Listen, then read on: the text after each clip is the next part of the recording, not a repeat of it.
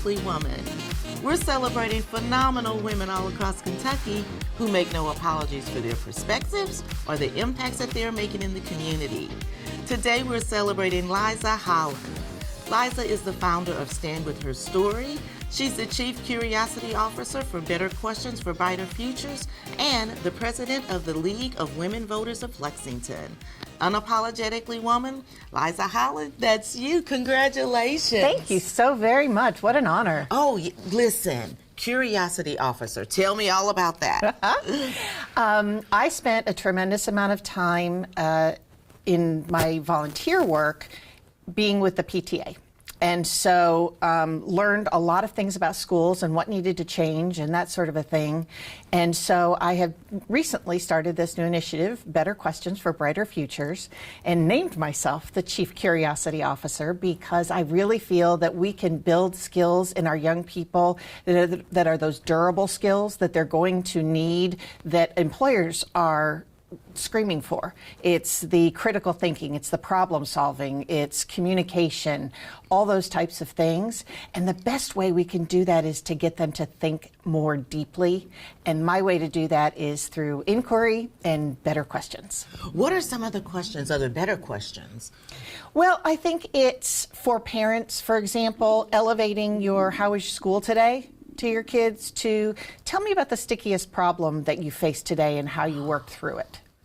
You know, it's just elevating the level and deepness of thought because in our AI world, that's what AI is also needing is really good prompt questions to be able to get quality results. So I just feel like it's the way to go. Well, because I guess if you ask your kid, how was school today, you get the answer, good. Or fine, or whatever. Yeah, whatever. Yep. Exactly. But when you ask it a different way, you get to learn more about your child and get to connect and all of that on a different level. And there's different types of questions you can ask to spur curiosity or critical thinking or any of these types of things. And I think that it allows for a deeper, richer dialogue, not only with kids, but for managers in businesses. You know, if they're frustrated that they're always fighting fires, maybe you put a system in place where, yes, you can come to me with any problem, but you have to have two solutions, and I want you to advocate for which one. Wow. Yeah. Why are you concerned? How did you get into this? Well, I saw what was happening in school, and it's really an old model, right? It was designed to build compliant factory workers. And it works really well, but it doesn't really prepare kids for the life that we live today. Mm-hmm. And I just feel really called to that intersection between bringing business and industry and schools together so that we can better prepare our students for the lives that they're going to live, mm-hmm. Especially with the pace of change. Right. Yeah. Everything's changing every day, mm-hmm. you know, and when you think about all of the influences with you, I asked you that question. Your mom's was a very big influence on you. She actually passed when you were 16 years old. Yeah. And you said that kind of, you know, formed the rest of your life. It really did. When you ask what kind of challenges have you overcome, that's the one that always comes first to mind because she was such an amazing woman, an unapologetic type of a woman, mm-hmm. in her quiet way. But yeah, it made me grow up very fast. And I really always miss that unconditional love, you know? There's nothing quite like a mother's love. Right. Exactly. Right. So yeah, you kind of pass through these milestones and wish she was here to be able to see it. If she were here, what do you think she would think about you? You know, I think she would be proud. She was like the ultimate diplomat, and I spent a good amount of time being concerned that I wasn't living up to that. And I finally came around to I live my own best life. I'm a little bit more like my grandmother, kind of ready to say things out loud and that sort of a thing. Mm-hmm. And I think she'd be proud. I really do. I think she'd be proud too. So tell me about her story. Oh, her story. The League of Women Voters was granted some additional funding from the Breaking the Bronze Ceiling project. I love that. I know how we didn't have any monuments to women. and they were so efficient, as women are, and they over fundraised a little bit. Again. I know. Say that. You said, as women are. As women are, absolutely. But they had a little left over. And so the League was the recipient of one. And I kept thinking, what could we do that would honor the intent of the donors, but still be aligned with the League, who's been around for over 100 years now and was founded by the suffrage movement and women.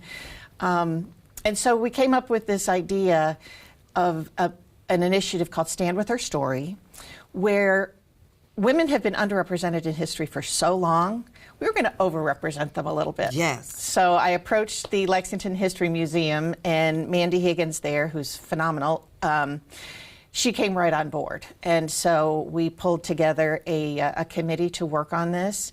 And it's not another award. You know, we've got a ton of awards in Lexington in particular. We're not bad about honoring people, but we really wanted to honor the everyday folks, you know, all of them. You know, I mean, yes. You can certainly submit a wonderful, well-known woman, but you want the next door neighbor that always takes care of you. Or in my case, a very good friend who set me on my civic journey by asking me one day when our daughters were at ballet class to get involved in the PTA. And it's totally changed the trajectory of my life. I mean, because in a way, that's where the seeds of Better Questions was born. Wow. Yeah. That's impressive. That is impressive. So the League of Women Voters, why is that important to you? You know, it's interesting. I had the opportunity to live overseas for a little while with my husband's work. And where overseas did you live? We lived first in Belgium, in a little town called Waterloo of Napoleon fame, just south of Brussels. And then we were in Ireland for about 2 years, just in south of Dublin, which was a phenomenal type of experience. But I came back and I was like, you know, I need to do something to support our democracy. And I was just really called for that. And so I had another wonderful woman, Cindy Heine, suggest, well, why don't you? Cindy. You see? Yes. Isn't she amazing? Yes. And so she's been a mentor for me for a very long time. She got me into some things with education, the Pritchard Committee, and then when I came home and I'm like, Cindy, this is what I want to do. She's like, you need to join the League. So she was my coach, and I did candidate forums for quite a while, and then they asked me to be president. So here I am. Wow. That's great. So how do you want people to remember you? When they think about you, what do you want them out of this whole everything that you're doing? You know, we're talking about awards. The one award that really, really meant a lot to me was a few years ago, the United Way did a Bluegrass Community Connectors, which was basically asking people, who do you go to get things done? And I was one of 135. And so that just, me being able to help other people and coordinate and actually get action done, I guess I pride myself on being a doer. So, yeah, that's the legacy I would love to leave, is that I helped a lot of people. Well, and you know that saying that says women don't just talk about it, they get it done. Yeah, buddy. It's not exactly that way, but we'll say it that way today. Exactly. And so you speak Swedish. I do. That's from my mother. She came over on the boat when she was 21. And so I've been lucky to be able to visit my family over there, and have kept up that Swedish. So that's exciting. So what is the relationship between that culture and this culture that brings everything together for you? Boy, that's a good question. The interesting thing in the Swedish culture is that they are not as busy and focused and just got to keep going the way we are here in America. They are a bit more reserved, hence my mother and her lovely just diplomatic way of being.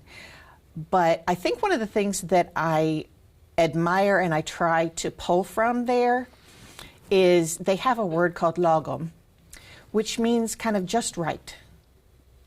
And it's not too much, not too little, just right. And they make sure to take time out in the afternoon. They do something called fika, where they get together with friends or associates and have a cup of coffee and a pastry. You know, it's just a better balance, life balance, I think. And so I draw from that. That's beautiful. That's beautiful. So I'm going to kick it to you. For young girls and young women that might be watching, what kind of advice would you give them? Oh, I tell you, the best piece of advice that I got when I was young, and I still use it all the time, is that no matter what job you're going to have, there's going to be 25% that's yuck.